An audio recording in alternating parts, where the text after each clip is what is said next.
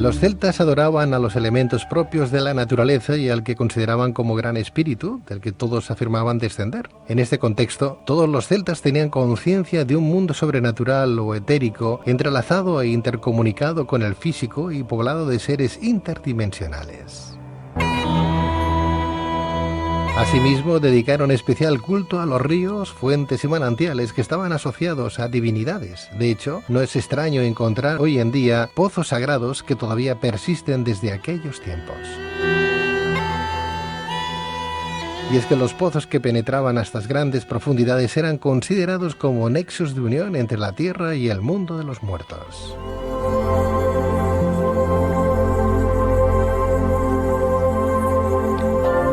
Precisamente nuestra siguiente invitada acaba de llegar de Inglaterra, donde ha investigado los antiguos cultos paganos relacionados con los celtas y que vincularían a diferentes pozos sagrados con la presencia de espíritus, fuerzas oscuras y seres legendarios como las hadas o las ninfas del bosque. Pero, ¿en qué momento de la historia se originó el culto a los conocidos como pozos sagrados? ¿Dicho culto fue sincretizado dentro de los propios rituales cristianos? ¿Qué tipo de apariciones espectrales de espíritus y fantasmas estarían vinculadas a dichos pozos? ¿Qué fuerzas oscuras y monstruos legendarios se esconderían? ¿Existen chamanes en Inglaterra que se comuniquen con los espíritus que habitan en los pozos y los manantiales? Para responder a estas y otras cuestiones tenemos con nosotros a la doctora Àlex Guerra, licenciada en Historia por la Universidad de Barcelona, máster en Arqueología Prehistórica y escritora.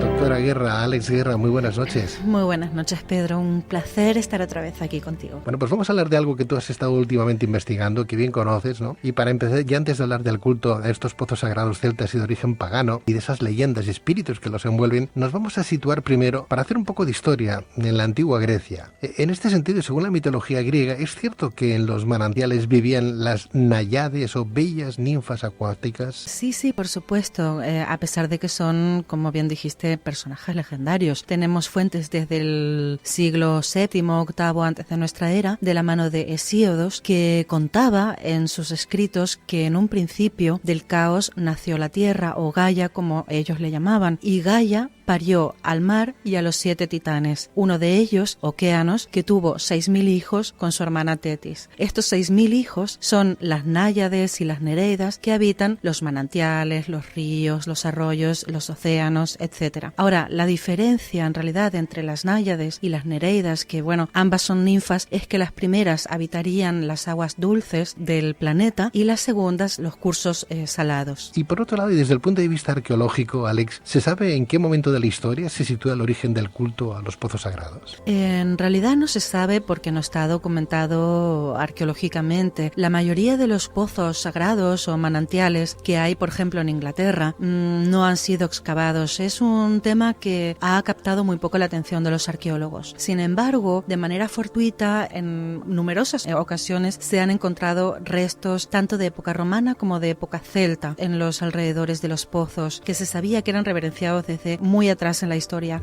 Ahora, lo más probable es que en realidad este culto a estos cursos, a los manantiales, a los pozos, a los ríos, sea muchísimo más antiguo aún que la cultura celta. ¿En qué momento, por ejemplo, de la historia se empezó a conocer como paganos a la gente que practicaban antiguos cultos y rituales ancestrales, Àlex? Bueno, los paganos siempre existieron, pero se les empezó a conocer como paganos, porque los paganos son todos aquellos, ¿no?, que profesan religiones que son ajenas al cristianismo, pero se les empezó a conocer de esta manera en época de Constantino I, durante la decadencia del Imperio Romano, en el que la religión oficial pasó a ser el cristianismo por allá por el siglo IV después de Cristo. En esa época, la gente que vivía en las áreas rurales, que eran conocidas como pagus, en las aldeas, y los aldeanos llamados paganus eran como los últimos ciudadanos de los alrededores de las ciudades que se resistían a las imposiciones de la Iglesia respecto al al cristianismo. Ellos, aparte de que en algunos casos eran desconocedores de estas nuevas imposiciones, de esta nueva religión, en muchos casos eran abiertamente y profundamente rebeldes y enérgicos opositores de estas nuevas ideas, con lo cual a todos aquellos ciudadanos que se rebelaran o que desconocieran o que estuvieran en clara oposición hacia el cristianismo, pues se les pasó a llamar paganus. El cristianismo se convirtió en la religión oficial y obligatoria al inicio de la decadencia del Imperio Romano en época del emperador Constantino I, quien mandó sustituir gradualmente todas las fiestas y conmemoraciones que consideraban como paganas y las creencias en sus dioses, seres y espíritus. O sea que desde hace siglos se utiliza el término pagano para hacer referencia a las celebraciones y tradiciones anteriores al cristianismo. Así es, para las celebraciones, para aquellos que las celebran y todo lo relacionado con lo que no sea concretamente el cristianismo. Y en este sentido, entonces, Alex, doctora Guerra, la adoración espiritual a los pozos y manantiales intentó eliminarse de Europa también con el nacimiento del cristianismo, que la consideraba como pagana y un acto de abominación, ¿no? Sí, desde luego.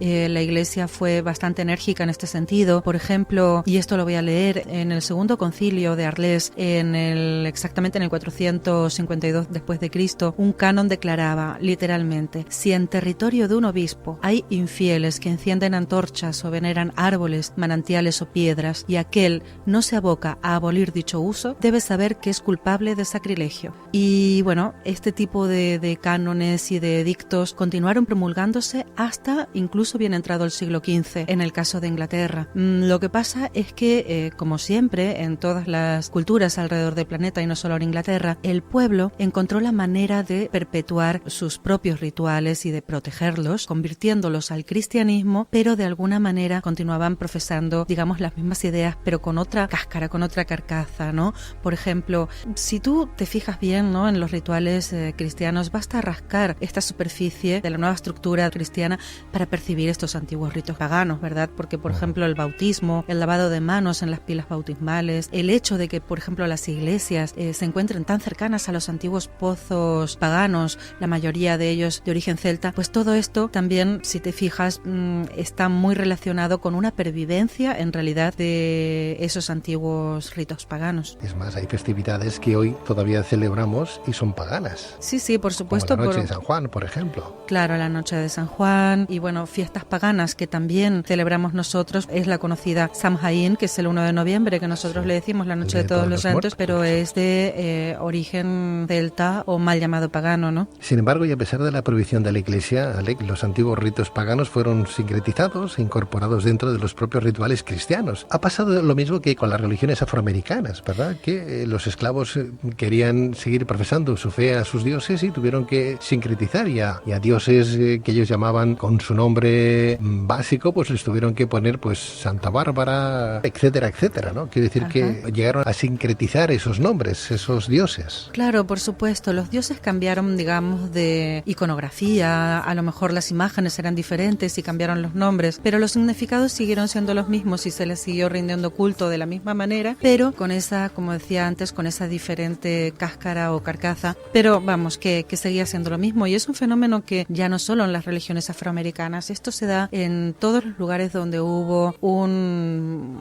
grupo de poder, digamos, que colonizó un territorio donde ya existían religiones anteriores. En Polinesia, en la propia isla de Pascua, que es un caso que conozco yo muy bien, pues pasa lo mismo. En la única iglesia que hay en la isla de Pascua, las imágenes son una especie como de mezcla entre las imágenes anteriores a la llegada de los europeos con las imágenes cristianas. Hay, por ejemplo, un Cristo con una cabeza de hombre pájaro y, bueno, cosas así que realmente reflejan una enérgica pervivencia de los cultos anteriores a la llegada de, entre comillas, los invasores, ¿no? Es algo que se da, francamente, en todo el planeta, en todo, por ejemplo, en Latinoamérica también, cuando llegaron los españoles en el siglo XVI, pasó exactamente lo mismo. Bueno, en el siglo XV y luego en el siglo XVI, cuando impusieron el cristianismo, ¿verdad? O sea, los indígenas americanos continuaron realizando sus ritos, creyendo en sus propios dioses, pero con otra forma y otros nombres. Es cierto, doctora Guerra, que en Inglaterra, en los conocidos como Pozos de los Deseos, ¿Existe la creencia que dichos pozos están custodiados por algún espíritu guardián pagano o santo cristiano? Sí, además que llama mucho la atención que uno se imagina a lo mejor Inglaterra como un país que ha dejado un poco atrás, ¿no?, todas estas creencias antiguas o ancestrales. A veces pensamos en África o en América como lugares donde se prestan más, ¿no?, para esta supervivencia de creencias paganas o antiguas, pero curiosamente en Inglaterra se da y muchísimo. Hay numerosísimos grupos que se reúnen los fines de semana para participar en este tipo de ceremonias. Creen todavía fervientemente en las propiedades de estos pozos y manantiales, tanto, sanadoras como predictivas, como, varios tipos de propiedades que son dados por los seres sobrenaturales que viven en estos lugares. Pero lo más curioso es que en un lugar como Inglaterra pervivan de esta manera tan viva, tan fuerte, estos cultos ancestrales que vienen incluso de antes de época celta. La época de la que vienen estas creencias es bastante conocida, no tanto por datos empíricos arrojados por la arqueología, porque como te decía al principio, no es un tema que haya atraído demasiado a los ámbitos académicos, a los arqueólogos, a los historiadores, pero sí que en la tradición oral, sobre todo en las zonas rurales, también en la toponimia. En la toponimia, por ejemplo, de muchos de estos pozos y manantiales aparecen nombres que provienen, por ejemplo, de dioses noruegos como Aegir, el dios del océano, dioses daneses como Thor, y por supuesto pues también con hadas, ninfas. ¿Y qué capacidades se otorgaban a estos espíritus guardianes de los pozos sagrados? ¿Qué capacidades? Bueno, pues lo que tú me preguntabas hace un ratito, en algunos casos actuaban como pozos de los deseos, sobre todo antiguamente eran las mujeres las que acudían a estos manantiales para consultar supuestamente a las hadas para temas sobre todo amorosos o sentimentales. Entonces ellas arrojaban sus broches, algunas alhajas, algo que en la actualidad pues derivó en arrojar monedas. Entonces cuando uno entra en esos bosques ingleses y ve algún pozo que está, digamos, en su fondo lleno de monedas y de algún objeto metálico, pues ya sabemos cuáles son las propiedades de este pozo, ¿no? Son propiedades proféticas, propiedades predictivas. Quiero además entender, Alex, que para mirar el futuro a través del pozo, la persona, la mujer en este caso, tenía que coger un espejo y ponerse de espaldas y mirar a través del espejo a ver qué es lo que decían sus aguas. Bueno, sí, esta es una de las tradiciones, pero las tradiciones son innumerables y también dependiendo de la zona y de cada pozo, pues van cambiando, ¿no? Ligeramente. Otros están asociados no con propiedades proféticas, pero sí con ciertas leyendas un poco inquietantes. Y yo conocí una chamana, que allí no se llaman chamanes, en realidad a ellos no les gusta en Inglaterra mucho este término, porque este término como que se asocia más a las personas que tienen este tipo de capacidad, digamos, en el mundo americano o en el mundo africano. Entonces allí se dicen más bien seer, que es viene como del inglés to see, de ver, de mirar, porque son capaces de ver o de contemplar o de comunicarse con los seres que viven en estos pozos y en estos manantiales. Y entonces yo conocí a una de ellas y le preguntaba, ¿es cierto que hay algunos pozos en los que habitan fantasmas y hay apariciones? Porque la gente, uno llega a aquellos bosques y habla con las personas que viven en las inmediaciones y realmente ellos creen y ellos te cuentan que han visto fantasmas, que han visto apariciones, algunas de ellas repetitivas, como una que se llama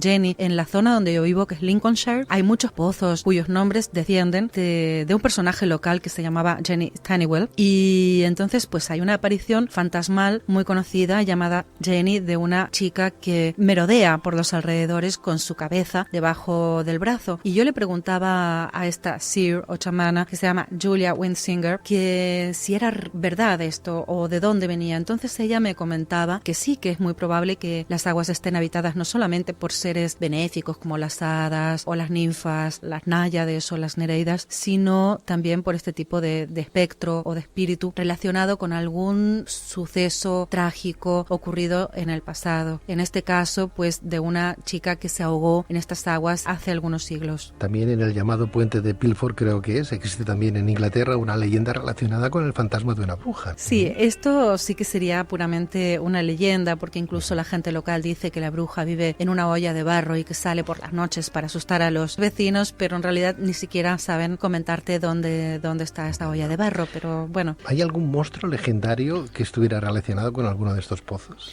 Sí, desde luego también, desde dragones hasta perros negros. Hay un perro negro que se llama Shag, o incluso un monstruo llamado Níker, que probablemente descienda de un monstruo pagano noruego también. Parece como que hay mucha tradición de Dinamarca, de Noruega, de todos aquellos sitios. Asimismo, creo que en algunos pozos existe la creencia que hasta el mismísimo Satanás vive en sus profundidades. Estos son un poco también tradición oral que viene de muy atrás y va perviviendo, pero en el caso de los manantiales y de los pozos están sobre todo, y esto sería como más real y es lo que ven los chamanes, habitados por seres benéficos. Por supuesto, debido a estos espíritus y estas apariciones que vienen de sucesos trágicos ocurridos en el pasado, también a veces algunos habitantes locales asocian estos pozos o estos manantiales con habitantes algo más monstruosos, como este perro negro Shag o el monstruo noruego Níker o incluso algún dragón. ¿Pero dónde? ¿En qué parte del mundo no existen leyendas relacionadas con dragones? Esto es algo curioso, ¿no? Porque son esas cosas que se repiten de una manera tan similar. Qué lástima que sea solamente una leyenda el monstruo del lago Ness.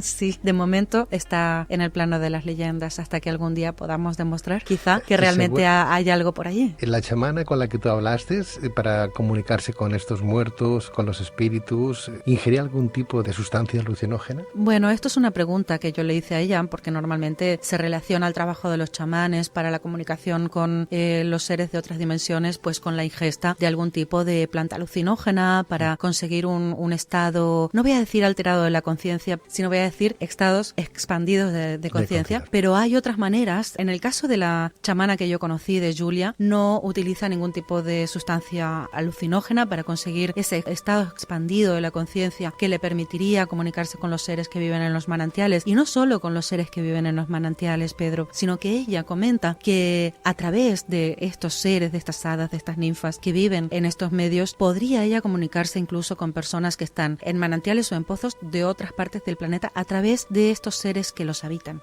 ¿Cuántos pozos sagrados deben de existir en Inglaterra o en Irlanda? Pues mira, Pedro, yo no lo sé, pero son miles. Y la mayoría de ellos son aún utilizados en la actualidad. Y además los pozos son sagrados a día de hoy y no se han extinguido y la gente los visita. Claro, es que eso es lo que hace que esa capacidad, esa connotación sagrada perviva, y es el hecho de que la gente sigue creyendo, acude a ellos los fines de semana para limpiar el agua y que se mantenga en ese estado de sacralidad. Y también está Julia, esta chamana, lo que me explicaba justamente es que la pervivencia de la sacralidad de estos lugares permanece en la medida que la gente sigue creyendo y sigue devocionándola y sigue adorándola y sigue utilizándola como un medio para realizar estos ritos y para comunicarse con los seres de otras dimensiones. Incluso ella me hablaba de puertas interdimensionales que existen en estos lugares, que no son conocidas por supuesto por todos, sino por chamanes experimentados, y que no desean compartir en realidad con los profanos, porque piensan que de esta manera pues se degradaría un poco las capacidades místicas o sagradas que existen en estos lugares. Todavía se mantiene aquella tradición, creo que era en la parte norte de Gales,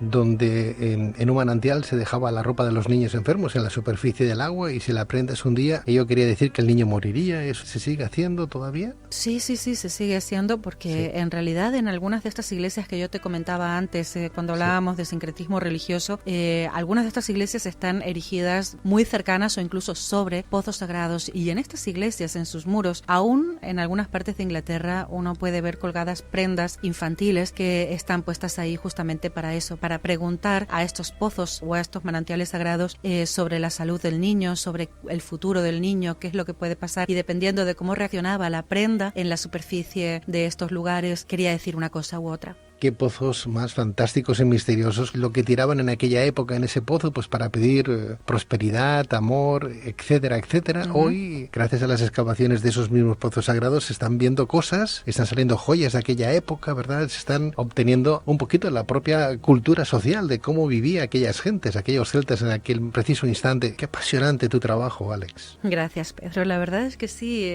recuperar nuestra historia, aunque hoy en día en la sociedad está bastante poco valorado, pero yo lo encuentro muy importante. Lo encuentro importante para no perder la memoria de dónde venimos y también para intentar recuperar algunas de los valores perdidos, ¿no? Porque, bueno, es algo que hemos hablado en otras ocasiones, de esa pérdida, ¿no? De los valores que antiguamente a lo mejor nuestros antepasados tenían más claros que nosotros en la actualidad. Basta ver cómo está la sociedad actualmente como para darse cuenta que no estaría de más echar un poquito la mirada hacia atrás e intentar recuperar algunas cosas. Y entonces parte de este trabajo pues lo hacemos los historiadores y los arqueólogos, intentando recuperar y ver cómo vivía y cómo pensaba, cuál era la idiosincrasia, cuáles eran los valores familiares, los valores sociales de las sociedades de la antigüedad, que en muchos aspectos eran bastante superiores a la actualidad. Un día tendremos que hablar con Alex Guerra, con la doctora Guerra, de ese chamanismo, ¿no? Bien entendido, ¿no? De tus experiencias. Yo tengo alguna con alguna que otra chamana también de México, ¿no? Pachita se llamaba aquella señora, que tenía la facultad de abrirte con unas tijeras, algo insólito, ¿no? Y te extirpaba incluso algún que otro órgano y la persona no se moría. Esto lo podemos... Sí, suena extraño, pero es así. Un día hablaremos de ese chamanismo que conocemos, doctora Guerra. Me apetecía muchísimo hablar contigo, me ha encantado hablar de nuevo en tu programa. Vuelve rápidamente cuando quieras, y cuando vuelvas a Perú y a Inglaterra, que vuelves ya esta noche, y tengas mayor documentación de la que además hoy nos has traído, de primera mano además, por favor, te ruego que vengas a este programa que es el tuyo y nos lo expliques. Muchísimas gracias, será un placer para mí como siempre. Un buen viaje, Alex, doctora Guerra. Hasta un abrazo, siempre. gracias. Buenas noches. Buenas noches.